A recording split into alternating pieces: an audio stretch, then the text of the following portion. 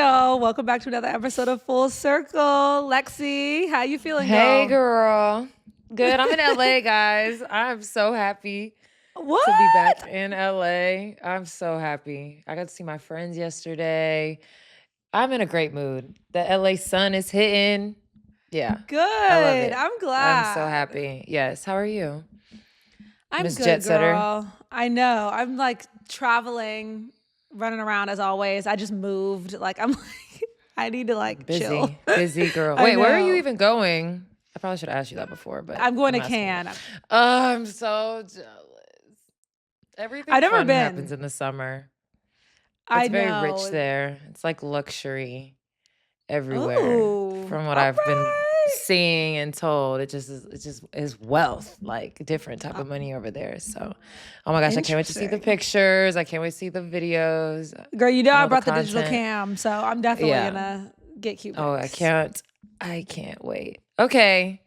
Hi, guys. I know last week we said we were going to have a guest, but they had to reschedule, unfortunately. But that's okay. More time for us to yap about the W and all things that are going on this past week because it was a crazy week. Yeah, There's this a kind of lot worked out that in our happened. benefit because Yeah, it did. Because, there's a lot we need to talk about. yeah. Okay, some big headlines, just like a few things that happened around the league. Caitlin Clark drops 32 and ended the Liberty's undefeated streak. Angel Reese gets her first triple-double, which we called the dream May. of quietly becoming dominant. Sure Yeah, did. in May. All-Star voting has kicked off, and there are no more undefeated teams left in the W. Lexie, we're going to get into who's in trouble and who's peaking, but what do you want to get into first? Let's get into Commissioner's Cup update real quick. Okay, so I know a lot of you guys have been following the Commissioner's Cup. I'm glad our episode was able to help y'all understand exactly what it is. This Commissioner's Cup, compared to the ones in the past, probably is the most interesting down to the wire. There is currently a 3-way tie in the East between the Dream, the Fever, and the Liberty. And then there is a first, second, third in the West, but there are implications for winning and losing for both sides. So first in the East, this is the scenarios in the East. The last games for Commissioner's Cup are Tuesday. So this Atlanta Liberty game is going to be like the WNBA finals, low key, like the way they're going to be playing. So if Atlanta wins, they're going to the Commissioner's Cup championship, which I feel like they have been flying under the radar for a while now. And I was Not on this researching show. it today. I know, right? Thanks to our resident Dream fan here, Mariah. I had no idea that if they win tonight or tomorrow, then they'll be in the championship. So if Atlanta wins, beats the Liberty, they will be in the championship. If Atlanta loses and the Fever win at Connecticut, they will go to the championship. And if Atlanta loses to New York and Indiana loses to Connecticut, then Liberty will go to the championship. So we will not know who is going to be in the championship till the end of the night, which is very exciting. Meanwhile, on the West, if the Lynx win, and it doesn't matter what anybody else does. If the Lynx win their last game, they're going to the championship. Phoenix is chilling in second place, but they have no chance to win the championship, go to the championship, which sucks for them. But they had a good run. Shout out to the Mercury. We'll talk about them later. Seattle. If we win and the Lynx lose, we're going to the championship. So we are still a little bit in control of our destiny. We tricked off the game in Golden State. We'll also talk about that later. But yeah, so I'm praying that the Lynx lose and we have to beat the Sparks because I want that money, yo. I want that money. I want a trophy. I want another championship. So Commissioner's Cup has been exciting. And like we said, the build-up for it was a little meh, but the games have been amazing. And having this as the final day is great for us. It's great for the sport. And I'm really excited to see who ends up in the Commissioner's Cup championship because it's a lot of money on the line. I know. It's a lot of money on the line. So that's gonna be tea. I can't wait. Okay, but now since we were just talking about the Dream, I was gonna say let's the same get into thing. the Atlanta Dream a little bit. Yeah, go ahead. So what we got going on with the Dream? Let's talk about how the Dream turned into a nightmare. for the Mystics. The Dream went up 3-0 this week with blowout wins, including a 33-point demolition of the Mystics. Ryan Howard demolition, girl. Wow. Listen, I couldn't find a word better than that. Ryan Howard tied the single game 3-point record with 9. And she took 19. Woo! She took 2 more threes than the other team, I'm pretty sure. Wow. Then the Mystics? No, that was the Sky game. It was the Sky game. And that makes sense. Yes. She shot 19 threes. The Sky shot 17 in that game. Yes, because I wanted to ask you, are the Dream really as good as I am perceiving them to be? Ryan Howard hitting 9 threes, all of these things going on, them going 3-0, or are they just having a pretty easy schedule? No, I think they're legit. Should I be bracing myself? They're legit. Because we played them and they beat us in Seattle, which is not easy to do. They're legit. I think they're buying into that coach's play style, which is quick, lots of threes. Unfortunately, BG is having a career low in minutes currently, but I think they're going to find a way to acclimate her because she's too talented of a player to be playing less than half of the games. But again, the play style, it doesn't really suit her play style, but I think they're going to be able to find a way around that because I think Bree Jones is fitting in pretty well. It is hard to have both of them out there together for an extended period of time. I think Ryan and Alicia have been leading the way. I think Alicia is going to win Most Improved because I can't really think of any other player that is making the leap that she's making offensively and defensively. Their last 3 games, guess how many threes they've shot? Just guess. Okay, so Ryan alone against the Sky shot 19. Alone. Just take a wild guess. If you're listening, think of a number in your head. I promise you're not going to guess this. 50? 101. They've taken 101 threes in their last 3 games. So they are shooting that thing, okay? They're shooting. And I love watching it. Yes, that's a lot of threes that they're shooting. That's the style of play that he brought from Florida Gulf Coast. So the Mystics didn't stand a chance against the Dream because they shot 42 threes and they only shot 17. It just wasn't going to work out for them. But shout out to the Dream. They are legit, Mariah. Woohoo, Atlanta Dream. Okay. A team that can shoot threes. We talk about this all the time, but we both are biased to that play style. But like a team that can shoot threes effectively and a lot is always going to be so dangerous. Now, obviously, you live by the 3, you die by the 3. Yep. But like when it's working, it's working. Yeah. And they're gonna win more games than they lose when they get up that many threes. One, because when you have to we say it about the Celtics all the time. People are like, oh, they shoot too many threes. It's like you have to practice playing that way because there's certain rebounds that are gonna come off that you guys will only know where they're coming off at because you practice that way. There's a pace. You got to play fast enough for it to make sense because you still have to score layups and score mid-range. And then you have to score your 2s at a really high percentage, which they do as well. Also with Atlanta, I want to shout out Naz Hillman. What she brings off the bench, the energy. Last game, 10, 11, and 5. Like, that's a very efficient, great game from a bench player. So top to bottom, like, they're very dangerous. Pow Pow comes off the bench, 16. 4 for 6 from 3, 5 assists, no turnovers, plus 23 in 17 minutes. Like, when you have players like that coming off the bench, like, you're a very dangerous team. So shout out to the Dream. They're playing extremely well. And honestly, I wouldn't mind seeing them in the Commissioner's Cup Championship because New York won already. So I want to see a new team in the Commissioner's Cup Championship. No shade to the Liberty, but I think Atlanta, they're starting to get their shine a little bit. Like we said, they're kind of been flying under the radar. I think that's over now, especially if they get to the Commissioner's Cup Championship. So do we want to stay in the East? We're going to stay in the East. Let's do it. Let's do it. We want to give a special shout out to our girl, Angel Reese. With her first career triple-double, 11 points, 13 rebounds, and 11 assists. Her first career triple-double in just her first 44 games. The only other players that have gotten there faster are Caitlin Clark, who got it in 22 games, and Sabrina Ionescu, who got it in 6. So shout out to the triple-double girls. I knew she was going to do it. I knew it. No, that's I'm trying you to did I call told that. y'all when I remember I You did call said that. if I'm right about something, I'm gonna let y'all know I was right about it. And I'm pretty sure they probably ain't even clipped that part of our episode and put that shit on Twitter. But I hope y'all do.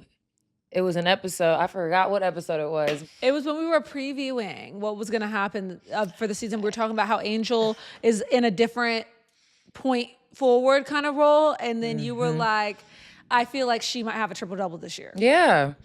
And look at that. First 11 games. Good for Angel. Good for her. Q1 already got a triple-double. Yeah. Lexie, I know obviously the Sky aren't exactly, I don't have them as contenders, but is this a good sign that Angel is stepping into this new role in a more positive way? It was also 11, 13, and 11 for those who didn't see. Yeah, it's taken her some time. Again, it's only 11 games. Taking somebody who was a traditional back to the basket big and putting them on the perimeter, that's not an easy thing to do. So it has taken her some time to really embrace that role. She's still going to get them rebounds. I mean, she's still averaging a double-double. Me-bounds that she's trademarking, if y'all didn't see that. She's still going to go get those. And the fact that she can consistently still go get those rebounds while playing on the perimeter is so impressive. I don't think you guys understand how impressive her rebounding is. And the fact that she's been able to still do it being on the perimeter has like made such a difference. Her getting that triple-double just says a lot about that offense. Like, I knew he was going to bring her outside. They have so many scoring threats. Haley Van Lith is another one that came off the bench, scored 16 points. She had a great game. Ariel Atkins is starting to look more comfortable. And yeah, I just think that, like, I agree with you, Mariah. Contenders, I wouldn't say, but I think they're about to turn a corner. And a lot of people have been saying that Angel could be like the Draymond Green of the W. But I already feel like the W already has a player like that, and it's Alyssa Thomas. So if we're going to compare her to anybody, it's going to be like Alyssa Thomas, but with a Rebecca Brunson rebounding mentality, which is a very dangerous player to have on your team. So I've been seeing a lot of those Draymond comps. I even caught myself saying the Draymond Green comparison too, but I mean, Alyssa Thomas is right there. Like, we already have a Draymond Green type player that can fill it up with points, rebounds, and assists. Will lay your ass out on the screen, will stop you defensively. So I think Angel's turning a corner. The Sky are turning a corner. They did beat the Sun. Not taking anything away from that win, but, that's a team that is, I don't know what's going on in Connecticut at the moment. If you listen to our podcast, you know exactly what yeah, means by that. So, but I think any win is a good win in this league. It's not easy to win in this league. So it was good to see her get that achievement on the road at that. Like, shout out to Angel, shout out to the Sky, because y'all was trying to pack up the Sky and the coaching staff already in 11 games. But trust the process, y'all. Like, great things aren't built overnight. Right. I have a question, Lexie, because earlier I was speaking about stat padding, right? I was talking about stats, and it was in the sense of like, that does happen in sports in a certain kind of way, but I don't think people understand how difficult it is to do these things, like getting a triple-double or a double-double or getting rebounds in the WNBA. Very hard. I would just like for you to speak to fans about how truly difficult it is to have a triple-double in a league like the WNBA. Yeah, like, I've only had one triple-double in my life, and it was in high school. And I've gotten remotely close to one since. Honestly, the double-double is the hard part. And then you can, like, stumble across, like, you'll have, like, a good day. You're going to have, like, a good night. If you're a player that, like, doesn't average, like, crazy numbers like a Jokic, AT was even really close to like averaging like 2K numbers with a triple double. It's like a consistency. But if you can show that versatility in your game and your teammates recognize that about you and embrace that about you, they will help you get your triple doubles. Like they could go get that rebound, but no, like she gonna get this rebound for her triple double, or maybe they're gonna work a little bit harder to make their shots, lock in a little bit more. Like it's really a team effort, especially when it comes to assists, because that's a two-player thing. Like you can make the best passes in the world, but if your teammate doesn't knock the shot down or make the layup, or they take one too many dribbles, then you don't get the assist. So I think that she'll get multiple this season. She'll definitely get multiple throughout her career if it's something that she focuses on and kind of leans into. Like a triple double is a triple double. Like who cares if it's like 10, 10, 10? Like a triple double is a triple double. But it is a very, very hard thing to achieve. And for some reason, and I know we're going back to the NBA, like when Russell Westbrook was doing it, averaging that, the way Jokic averages that, the way Luka almost averages that, it's starting to become, people think that like it's normal and it's easy. It is not easy to do that. So I hope that everybody understands that no matter what level you're at, what type of player you are, if you get a triple double, let alone average a triple double, you're like otherworldly in a sense. So shout out to the And you're making your triple-double teammates people. better. Exactly. Because again, like Lexie said, that's what made me bring this up, because earlier when I was speaking about it, I was talking about assists in particular and how you're relying on your teammates to make those shots. You can pass the ball to them and they can brick all day, and it's not going to count. It's not going to get you anywhere. You're not only making great passes and like putting them in a great spot to make shots, but also like empowering your teammates to be able to knock those shots down. So, Exactly. Because this being a shooter, there's teams you're going to be on where coaches don't want like everybody taking every shot. You know what I mean? They don't want everybody like shooting threes or doing this or doing that. So it's a full team effort. Getting a triple double is no easy feat. Yeah, and it's a level of trust, because you can make a great pass and the person misses it. It is your obligation as a teammate to knock the shot down, but also it is an obligation as a teammate to, if that person is open again from the same spot and that's a shot that they can make, you have to give them the ball again. Unless you have a wide open shot or something like that. And I think that's the trust that the Sky are building. And I think that it's going to come along. I mean, there's going to be 8 teams in the playoffs. I still think that they can make the playoffs for sure. But I mean, they still got pieces. They just lost their point guard to an injury, and that's hard. They have Mariah Jefferson still chilling. Like, she's going to be back soon, so that's going to be another point guard presence that they need. I really love seeing HVL. Her confidence like went through the roof that game. Like, that's something that you love to see as well. Elizabeth Williams looked great. Rachel, it was good to see Kia Nurse hit some shots. She, had kind of a rough start to her season. So it's just a comfort thing. And I think they're getting there. So I think everyone can like ease up on the Sky a little bit, because they're figuring it out. So shout out to the Sky. We have to get into another big performance, because I was shook. Caitlin Clark returning from her quad injury and going off against the undefeated Liberty, the defending champs. Granted, the Liberty were without some key pieces, like they were at full strength, but the way that this game went, I don't know, Lexie, you could probably say differently than me. I still felt like the Fever had a handle on it. But Caitlin Clark dropped 32, 9, and 8 and made 7 threes, including 3 in 43 seconds. I almost fell out my bed when I was watching that. When she did that, I almost fell out of my bed. I was like, when she pulled up for that third one, the first one, okay, I knew she was going to shoot it. The second one, I was like, oh shit. And then the third one, I already knew she was going to pull it when they inbounded the ball. Like, I said, oh, she's shooting that third one. And when that went in, I was like, yo, she is crazy. And for that. You guys got to understand, against defenders like Atosh Cloud or like Stewie, or like, this is not like, these are people who have made multiple all defensive teams. These are good players. Like, this is she not don't like a care. joke. She does not care.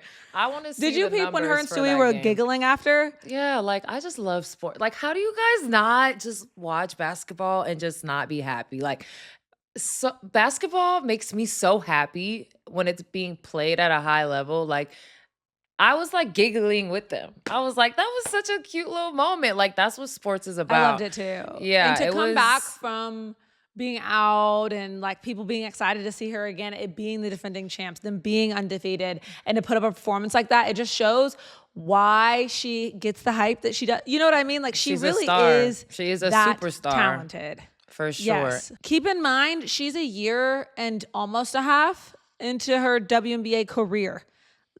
This is still a baby, like in her Just WNBA a baby. lifetime. Literally. Like, I don't, watching her growth from year one to year two, it hasn't been surprising, but it's been like really cool to see. It's been refreshing to see somebody come in the league, have an amazing first year, get all the accolades, all-star, all these things, and then just come back with an even bigger chip on her shoulder, which I didn't think was possible for her to have a more competitive edge to her than she already had. And being out with injury, I know that was hard for her to do, sit out. But you got to prioritize your health and yourself. It's a long season. So for her to come back, she was ready. Like you said, those 3 threes she hit in 40 seconds, I was like, oh, she on one today.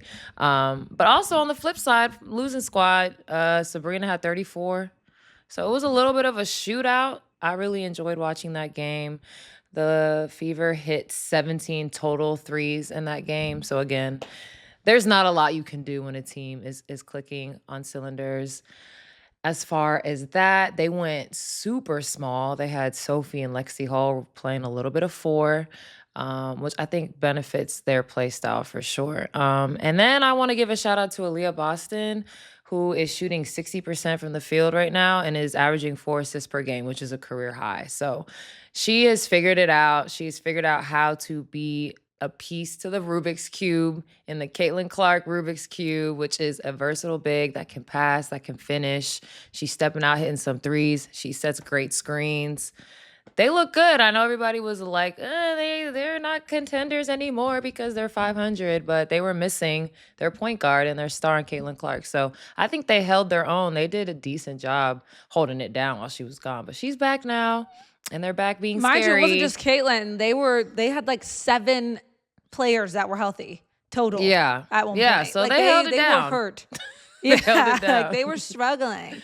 Another big performance that we want to highlight is Paige Bueckers, who also came back and scored a career high, which her career has been like 15 minutes, but still a career high, 35 points Wednesday night in Phoenix. But the Wings did fall 93-80. But still a huge performance from the rookie Paige Bueckers. Lexie, what did you see? I mean, just the way she plays the game. Like I said, she plays the right way. I think we saw a little bit of that selfishness come out. You have to be a little bit selfish to score 35 points. She really was trying to will her team to win. I don't really want to get into too much about Dallas. I feel like there's been a lot of conversation around Dallas that's been odd. So we're just going to stay away from Dallas. Just focus that Paige is back, that she's playing well. They're figuring it out. I mean, I'm not really sure what's going on in Dallas as far as offensively, defensively. We just lost our girl Lee to the Wings, so maybe she'll be able to give me the inside scoop maybe about what's going on over there.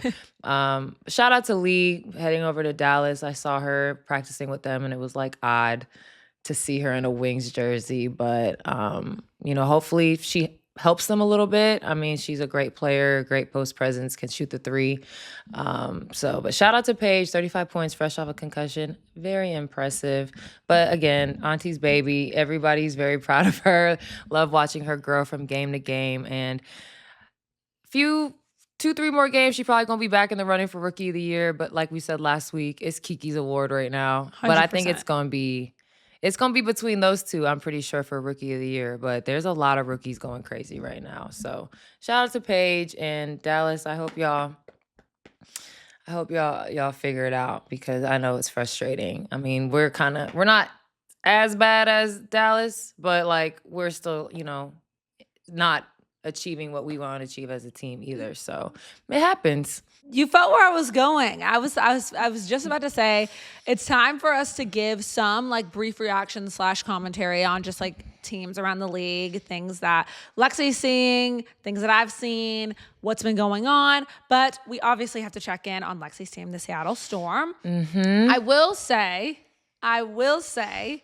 we're starting off on a very positive foot because the last time we talked to y'all, Lexie was about to play with the Storm against the Lynx. And they handed the Lynx their first L and shot 56.5% and scored 94 points. Lexie, what was the energy like in the building? Oh, it was lit in there. Unfortunately, I did not play that game, but it was fun to be there. It was like I said, we should have won that first game in mini. So be able to get that game back so early in the season was great. I was really excited to get that win. It was a great win for us, but the season moves quickly and we quickly had to pivot to play the Valkyries. And if y'all saw that game, it didn't go as well as the Minnesota game. And that was a game that is gonna, if we don't make it to the Commissioner's Cup Championship, this is gonna be the game that haunts me and haunts our team for sure for a little bit. I finally scored an actual field goal. I scored a 3. I hit my first 3. Yes, I know. Woo! Yes. know. I played 13 minutes, I think. You know, that was the most minutes I've played in a few games. So I think it was 14. yeah, the ups and downs of a WNBA season. So that's the whole staying ready, Lexie Stay Ready Brown. But that was a tough game for us because they sat in a zone almost the entire game. And if you guys have been watching us play, this is not a secret. We have been struggling playing against zones. The Aces played us in a zone when we lost. Valkyries just beat us playing in a zone. We play the Sparks tomorrow. We are expecting them to potentially come out in a zone. We are prepared to play against a zone, people, okay? I have never seen this much zone being played against the team that I'm on in my professional career, and it's disrespectful, and I'm tired of it, but it's smart. It's a strategic move because we do not shoot a lot of threes, but we are capable. So shout out to the Valkyries. They had a great game plan. We are second in the league in paint points. So they packed the lane, didn't let NECA get going, shut down our driving lanes, and just sat in that damn zone. I think my coach said almost 80% of the game they played in a zone, which is insane because Wow. usually you get a team up out a zone quickly with some shots, some easy layups, but we could not figure that zone out. But today in practice, we talked very in depth about how we're going to break a zone if we ever see one again. So shout out to the Valkyries. That game, like that atmosphere, that arena was incredible. It was amazing. It was positive. It was fun. And that Valkyries team, like we said in our preseason episode, that they're going to be better than what people think that they're going to be. And I think Temi said the best thing in her media after our game was that she said, our team is full of 6 women. Like, we know what it takes to win games. We know what to do. We're adaptable. We've all been here before. So there's like a difference between like when you talk about yourself like as a 6th woman, like versus like a role player or like a bench player. Like, no, a 6th woman is basically a starter, but they on the bench. So that's a completely different mindset of being like a role player on the bench. Not saying that none of them are important. They're all important. But that 6 woman mentality is completely different. It's like you basically are a starter, but there's only 5 starting spots. So for her to say that, like that makes a ton of sense because that's why they're all playing the way they're playing. They play hard, like I said they would. They play hard as hell. They go after rebounds. And yeah, like I wish we could get that game back and we go back there in a few weeks, I think, or maybe less than a week. I don't know. All the games run together to me. But You go back.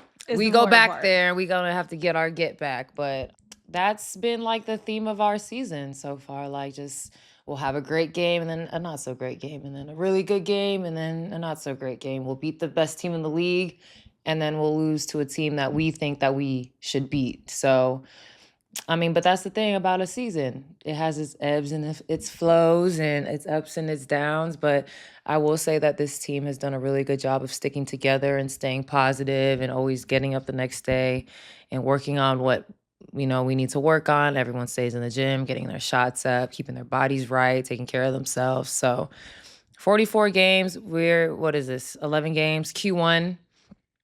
We just finished Q1. Not not the start that we probably wanted or were expecting, but thank God we got 3 more quarters to go in this season, and I think we're going to be fine. We're going to be just fine.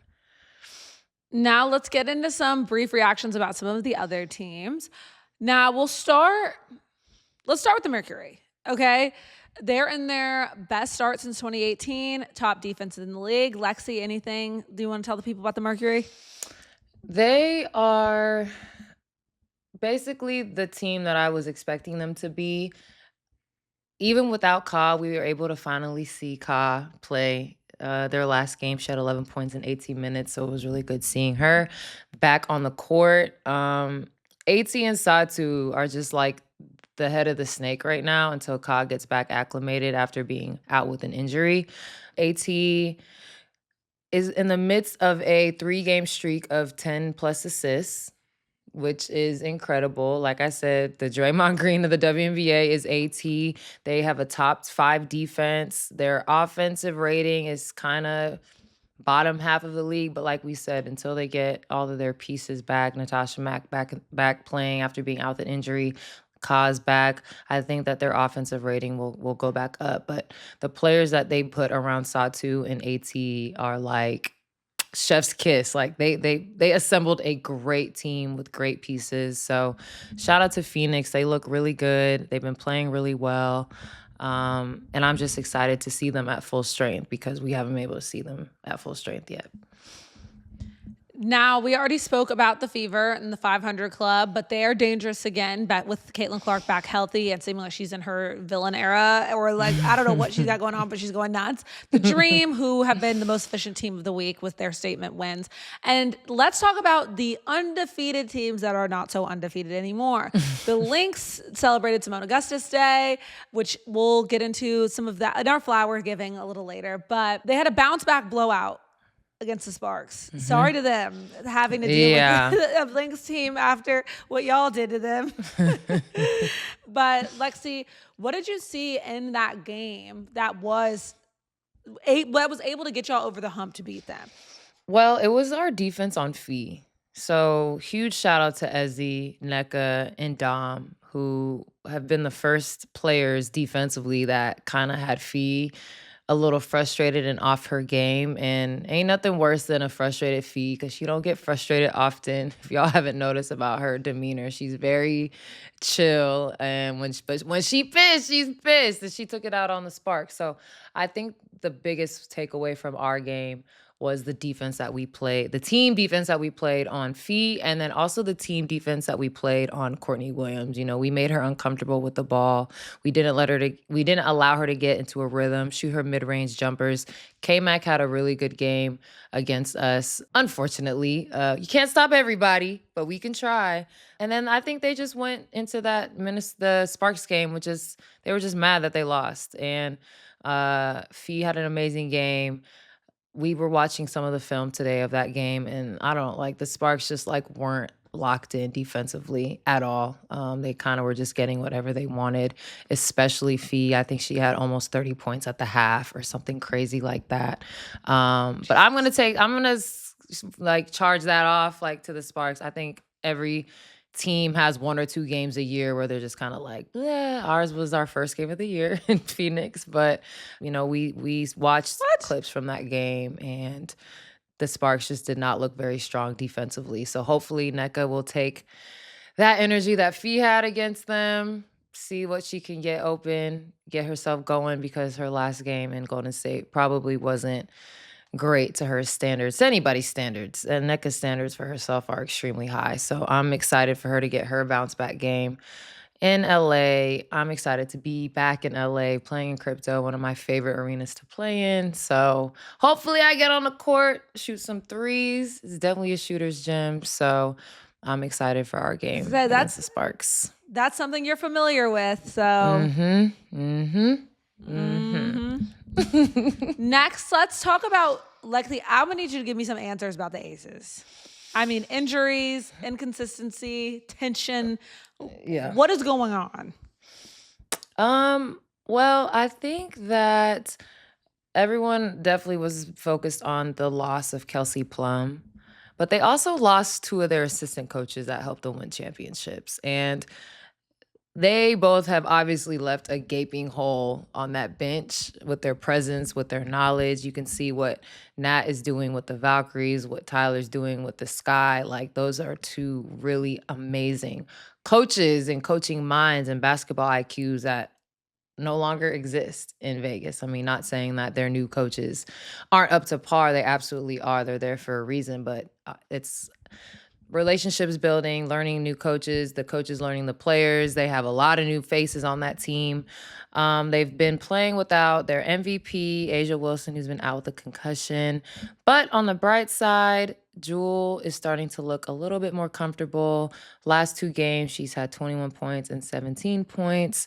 Jackie also has been her silent assassin self, been carrying the load of scoring since Asia's been gone.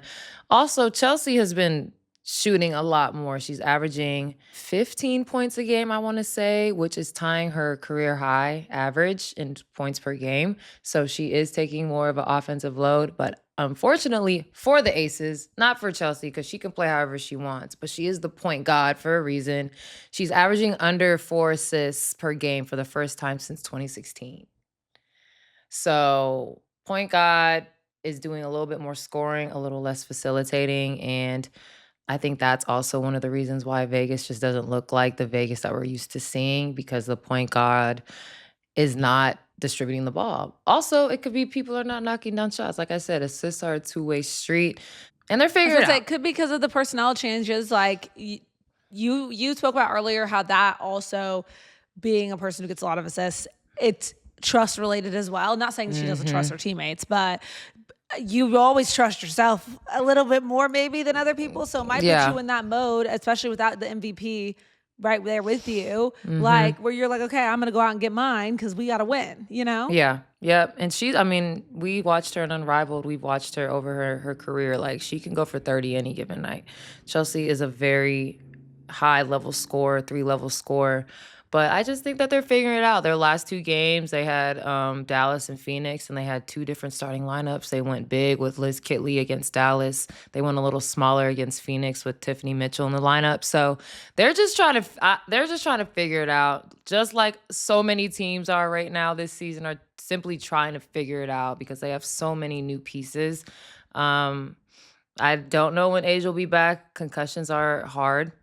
I've had one, and you could be back in a few days. You could be back in a few weeks. So one thing you don't want to do is rush, because you don't play about that brain. So sending healing wishes to Asia for sure, because the game misses you. We miss you out there. We miss watching you play. So hope you feel better soon. And I hope Vegas figures it out, because the league is more fun when Vegas is good also. They're a fun team to watch. So I think they're going to be fine. Jewel, the important thing is Jewel's getting more comfortable. That's why they brought her there, to be a scoring threat. And I think right now is a perfect time for her to get acclimated, because there's shots there for her to have since Asia's not on the court. So I think they're also going to be fine. Like, there's a lot of teams that people are like, what's going on?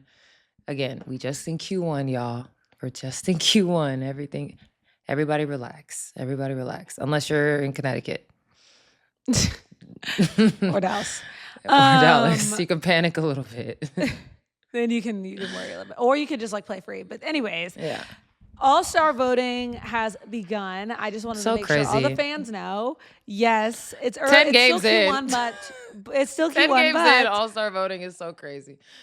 Fans, you have from the 12th to the 28th to vote for who me, you guys. might want to see. I got you, Lexie. I got you. Especially on the double vote days. Okay? Yes, for sure. No, in all seriousness, if you're really gonna use a vote for Gabby, Skylar, and Nneka, and Ezzy. Like, especially Gabby. Like, obviously, I want Skylar, Nneka, Ezzy, all of them to make All-Star, but I really would love Gabby to make an All-Star game this year. The way she's playing has been so amazing, so great. So if y'all are gonna go vote for Gabby and the rest of my teammates, but definitely Gabby. Okay, I know that's right. You do your campaign. That was my campaign pitch for today's episode. Before we go, I just wanted to give a quick shout out to the 2025 class for the Women's Basketball Hall of Fame, which is such a huge deal. We also had Seimone Augustus Day. She was honored this week. And I just wanted to give Lexie an opportunity to say maybe somebody like a Hall of Famer or a past W player, someone in women's basketball that's inspired you in your career. Maybe we give our flowers. Oh, this is perfect. Seimone is the perfect person to give my flowers to for today because my second season in Minnesota, she was there still as a player and she was in and out dealing with the nagging injury, but she was like the first veteran that really took me under her wing and taught me like the ins and out of like what the business of the WNBA is and how to play the game and how to be a pro, whether things are going your way, things are not going your way. And she just taught me a lot. And she's such a great vibe. Like if anybody has ever been around Seimone or met her or heard her speak, like even her Hall of Fame speech, she sang a song, wrote a poem. Like that's so like her personality, like in a nutshell. It's her writing a poem as her acceptance speech for her Hall of Fame. Like she is one of the dopest human beings that I've ever been around. And I do have a fun little story time about Seimone that if she ever hears this, she's gonna laugh. But we would have shooting competitions during shoot around or pregame or in practice. Like we would just always try to outshoot each other. And one day I bet her, because I always have my nails done, as y'all see, hot pink. I bet her if I beat her in the shooting game, she had to paint her nails hot pink. And she lost.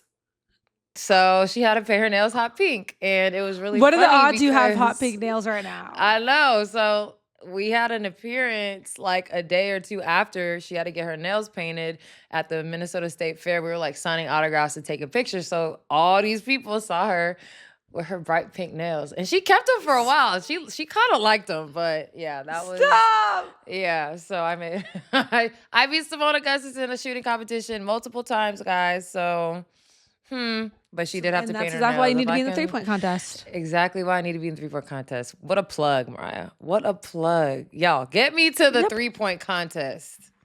Okay? Yeah. I told Free you, my if I'm girl. not there, She want to be in that I'm contest so doing- bad. I'm doing my own. I'm going to have my own if I'm not invited. Full circle three-point contest?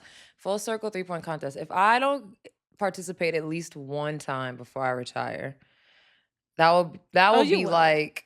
I have to. Like, I literally cannot retire until I at least participate in one. Just one. But, okay. That's enough of that. That's my second campaign moment for the episode. You guys, today has been a day, but it's always the most beautiful thing to come and talk basketball with y'all.